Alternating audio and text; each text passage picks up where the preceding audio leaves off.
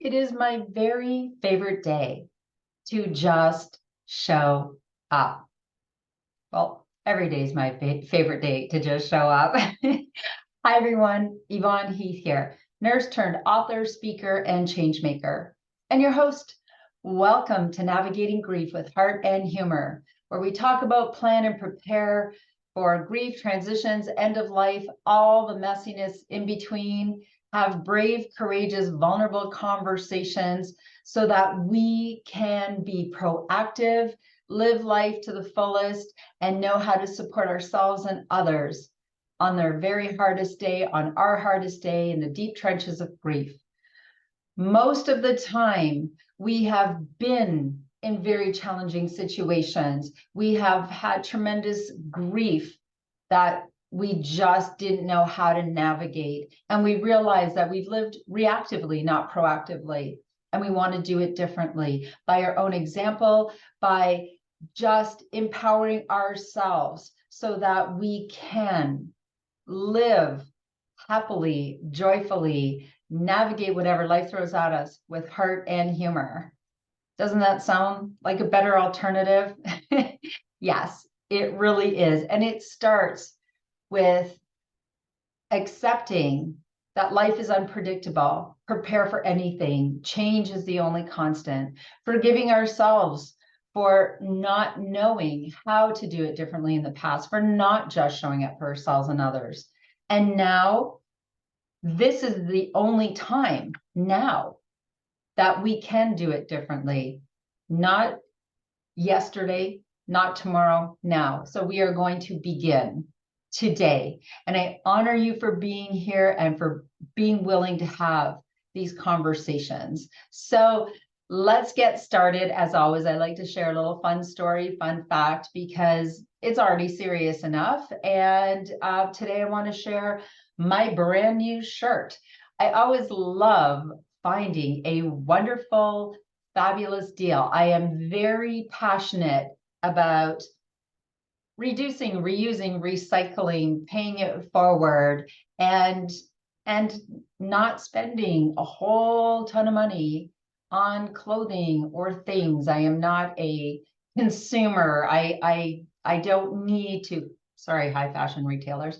I don't need to spend a fortune on things to feel good about them. And so I love to go to a thrift store, secondhand exchange with other people. I love purchasing or having clothes for my children from friends whose children have outgrown their clothes, just paying it forward and exchanging. And so, yes, this is my most recent purchase for $8 or $9. And yes, I just love my new shirt. And I also am reminded what these shirts remind me is that I am going to be my flawed, imperfect, fun self. I've been told many times when I'm on television to just wear solid colors, not too bright, not patterns. And I think, no, thank you, because that is just absolutely not who I am. I like my fun patterns and colors, and so be it. I love my my producer Deanne on a previous show, who used to, when I would walk in with my vibrantly colored shirt, she would start to say, oh yeah, never mind, I'm not even going to tell her to wear something solid, because she loved me and she allowed me to be my authentic fun self in my fun shirts. So there you go. I just thought I would share that today.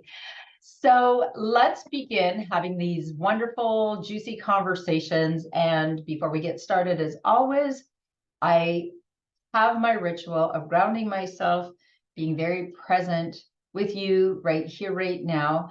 And I want to forget about all the noise on the other side of that door, the other things on my to-do list, the things that are calling me away.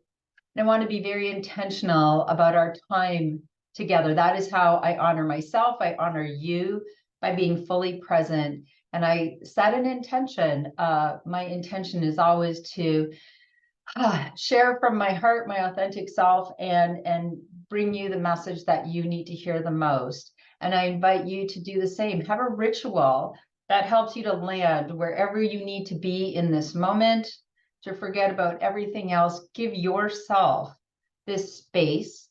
Be intentional about what it is that you need to hear today and set that intention. And so for me, I always like to close my eyes, take 2 slow, deep inhales through my nose, exhaling through my mouth, just letting go of anything that isn't serving me. And so I can really be here, land here in our time together. So I invite you to join me or whatever works for you. Just going to close my eyes, inhale slowly through my nose, exhale through my mouth, and let go of everything. And one more time, setting an intention. And letting go of all the rest.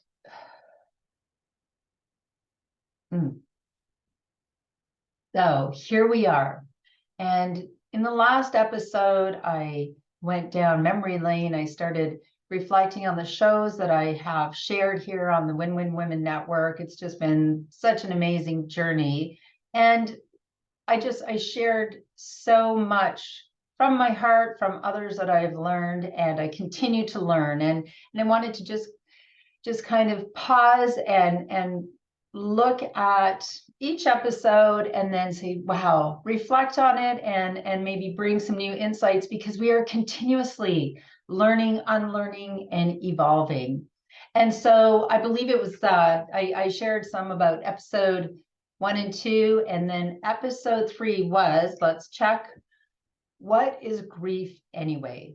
Because, if we're going to start being proactive instead of just reactive in crisis, trauma, grief, whatever it may be, we really have to understand, pause and understand where the gaps are, what we don't understand well.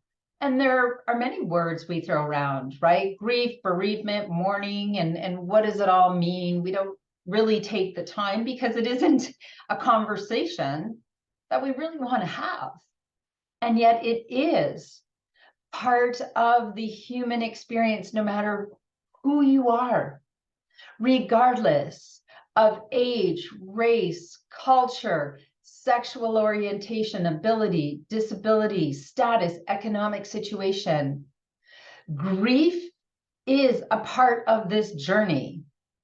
Grief and joy are a part of this journey. And we cannot have one without the other. It's like wanting the sun to shine all the time and not have darkness. It just doesn't work.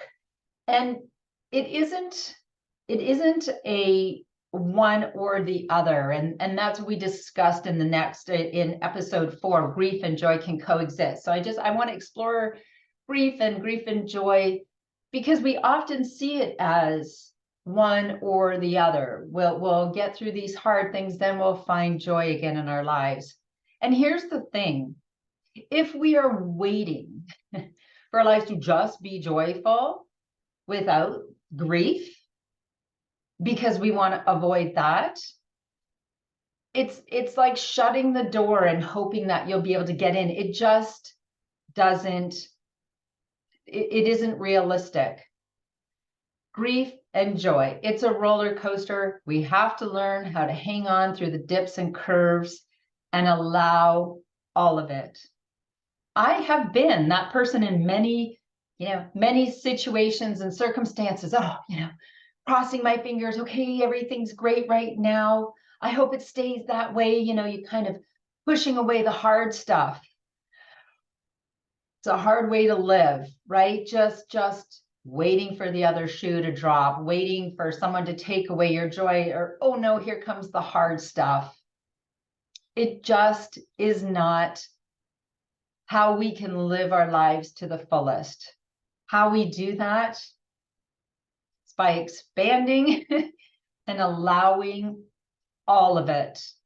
The good, the bad, the ugly, the challenging, all of it.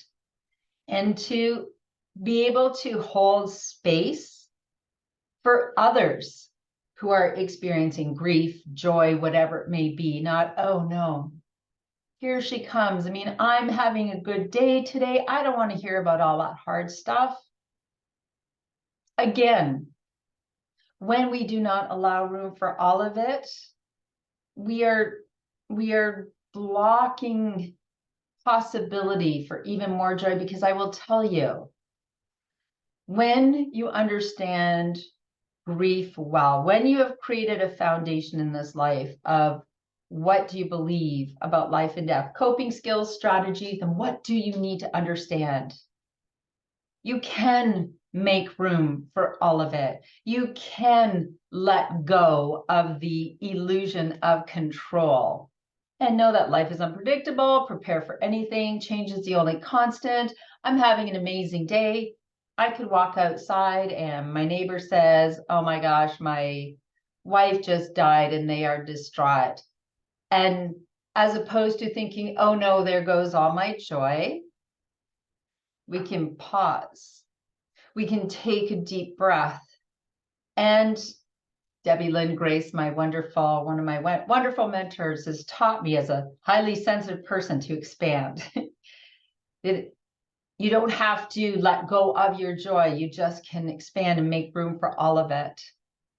And so, as opposed to thinking, oh, this person is robbing me of my joy, no, you can hold on to your joy and make room for others and whatever they are experiencing. And at the same time, if you've just allowed space for this person who is grieving, and as Patch Adams says, relieving suffering is a great high. When you relieve someone's suffering, you cannot fix it. It doesn't mean that you are going to change the circumstances. Just allowing them that space to just show up in your world and just show some compassion and, oh my goodness, it's so sad, may I hug you, something. Here's the thing that feeds your heart and soul along the way. And then if you continue on with your day and someone is ecstatic because they just got engaged, and you're thinking, oh my gosh, how can I just show up for you? I've just had this hard conversation with my neighbor whose wife just died. Allowing space for all of it, the grief, joy, and everything in between. So celebrate that moment and fill your bucket, right? You fill your bucket when you just show up for someone in grief. You fill your bucket when you just show up for someone in joy. We make space for all of it.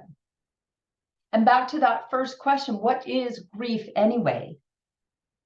And I define it as grief is our mental, physical, and emotional response, reaction to loss, transitions, and change, right? Like, and to know that we can feel hard feelings, grief is not an emotion. Grief brings on many different emotions: anger, irritability, sadness, all kinds of different feelings. And sometimes we don't even know how it will hit us, which is also very critical to know ourselves in that creating coping skills and strategies and being proactive and building that solid foundation. You can kind of understand, I get myself, when I'm grieving, and I understand that much of the time I will just have a really good cry. Or I know myself, I'm just going to go need to tidy something, so I feel that sense of control and things in order. And sometimes I know that grief hits me and I'm foggy and I can't think, and I just need to sit and be with that uncomfortable, weird, foggy feeling that I don't love. But when I sit with it and go, okay, yeah, I'm struggling. Most of the time I will have a good cry. Right now, I don't know, the tears aren't coming. I mean, I'll let them flow. I never stop my tears, and I don't apologize for them. But today it's just making me all spacey, and I don't even know. I'm just allowing it, and I sit with it. And then when it kind of nudges me out I make sure I go for a walk in nature outside. I know that's my medicine. And so to understand that grief is not an emotion, it brings about many emotions, and that those hard feelings, that fogginess, irritability, anger, sadness, whatever it may be, the way for it to loosen its grip on you is not to push it away. Grief demands to be heard, and it demands to be felt. And if you continue to push it away, I promise you, it will just show up somewhere else, mentally, physically, emotionally, in a way that is more disruptive in your life than creating space for it. And to accept that grief is hard. It's challenging, and it's, if we do our grief work, right? And the work is creating a soft landing for ourselves, understanding that we will experience all kinds of different emotions, and the way to get on that path to healing is to allow them, to acknowledge and allow them for ourselves and for others, and to be okay with not being okay. That is wonderful. It's almost become cliche, and that's all right, because it's so important. I am not okay, and I will no longer, I've done this, I will no longer pretend I'm fine when I am not fine. There's no, I'm fine, thanks. Oh, I've said that so many times. So to actually sit back and say, okay, this whole grief thing, what does that mean? And again, I've shared many times, and I will always share my wonderful friend, Maria Kleefkoff, who helps us understand that we talk about being a grief-phobic society, death-phobic, grief-phobic society, right? We don't want people to grieve. We don't want them to grieve very long. We want it to have a timeline. We don't want it, oh, it's been this long, you should be moving forward. And it doesn't work like that either. How our grief work, by acknowledging and allowing, and as Maria says, converting our grief to mourning, being able to express,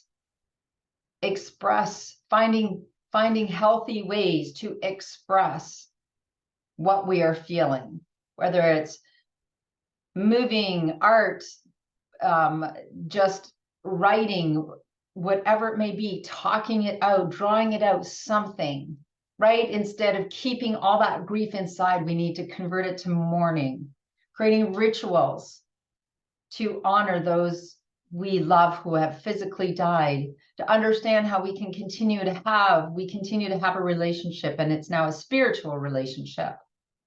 So there's a great deal of work we can do, and learning, unlearning, and evolving to really understand what grief is, and that it is experienced in even the good transitions in life. Whatever next transition, and we are meant to change and grow and evolve, and every time we do, every time there's a new phase in our lives, we're saying goodbye to our old self and our old life.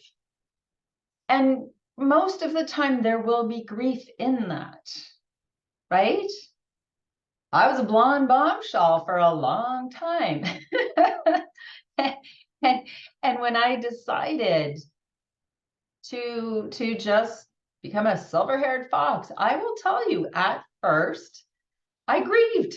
And it's hair. I grieved. It's like, my gosh, I've been blonde, whatever dye number that was, for so long. And when I look at those pictures, I love my vibrantly blonde hair. And now I have this gray hair. And whew, okay. I just recall that sense of, okay, I can do this, I can panic. I am panicking and feeling like, oh, no, I want to go back. I want to be blonde. And I would say, no, just allow these hard feelings. And now I would never go back. I am in love with my silver, gray, wonderful hair. And for me, it makes a statement of, you know what? I love aging. It is a privilege. And I still know there's grief in that. There was grief. Of course there is, with every transition.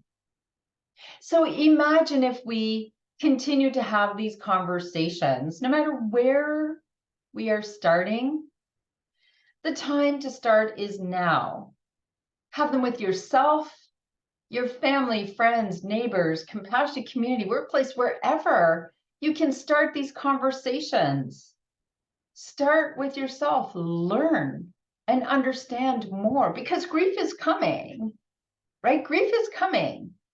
And I choose to be vulnerable enough to love a lot of things and to try different things, to know that when people, places, pets change, leave, die, whatever, there will be big, tremendous grief in my life. And I accept that, because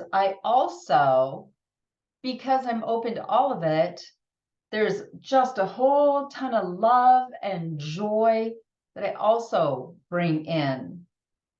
I invite it. I am intentional about seeking it. I know that grief and joy can coexist. When I am grieving, I allow those hard emotions, and I also am intentional about finding joy and bringing in more joy. And I am able to just show up for the man who is grieving his wife, and really sincerely have a heart connection with him, because I accept and I know that it is not my job to fix it. I can love and support him, his wife. I'm not going to get mired in the why of why did she die? She's so young. We all die different. We're all here as long as we're here. I accept that. And I know that if I can have those conversations with her husband about how they stay spiritually connected and allowing his grief, I can help him perhaps navigate this. I will find a way that I can bring in some joy, humor along the way, because I know it's not one or the other. And then I will go celebrate with the person who just got engaged or had a baby or whatever it may be. And I will also get it wrong. That is the other thing.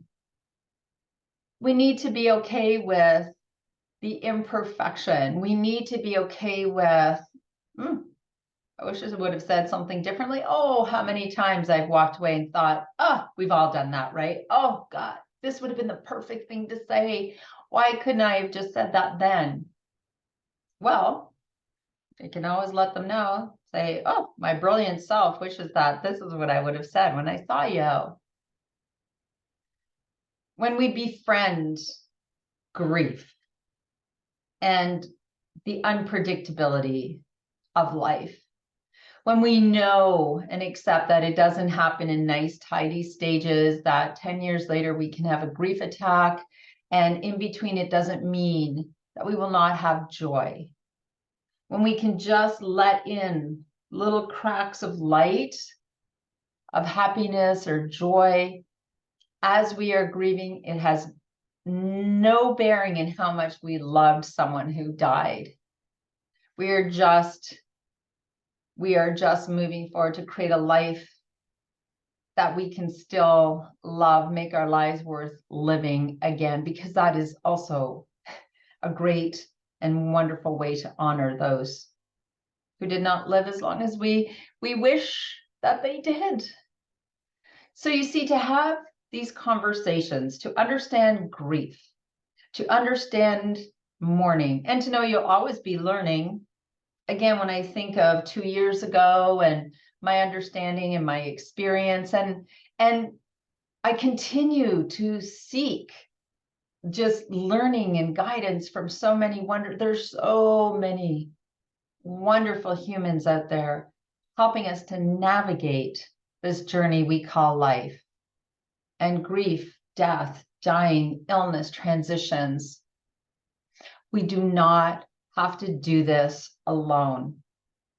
And I am absolutely so honored to be a part of these conversations.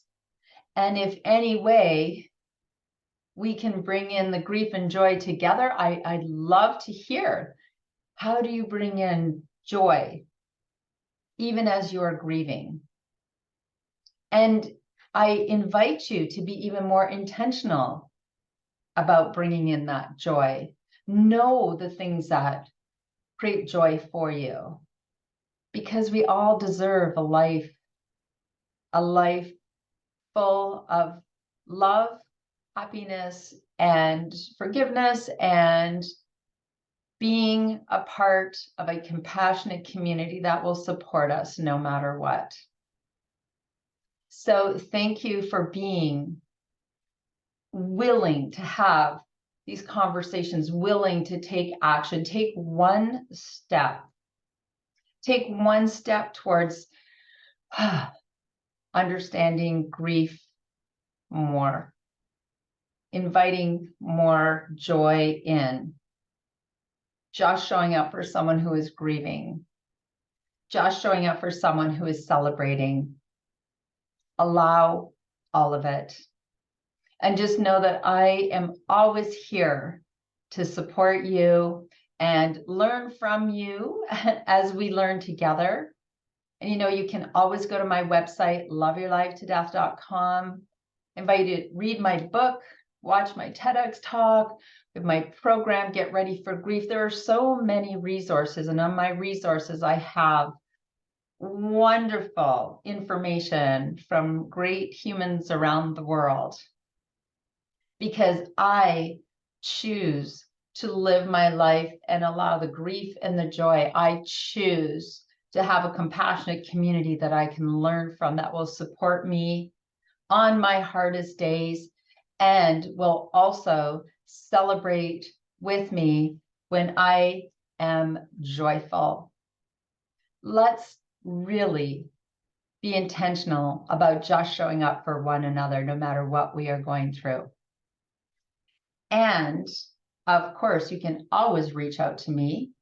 You can watch the archives of the show. Let me know what is helpful. Let me know what else you want to talk about, because that is why I am here. That is the passion and purpose that drives me and will for the rest of my life. So thank you again for joining me here today. And as always, I will share my call to action, because if you want to be able to celebrate the good in life and allow the grief, and do the same, just show up for others in grief and joy, we must learn, unlearn, and evolve. And start with my call to action.